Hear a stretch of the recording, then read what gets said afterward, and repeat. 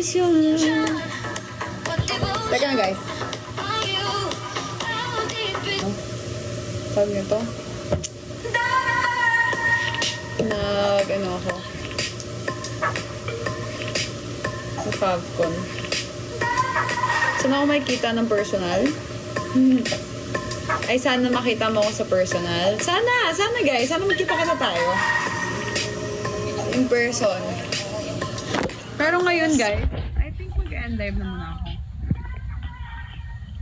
Okay. Guys, mag-end live na muna ako ha. Pero hindi ko sure kung kailan ako ulit mag-live. Bye-bye guys! Thank you sa lahat ng...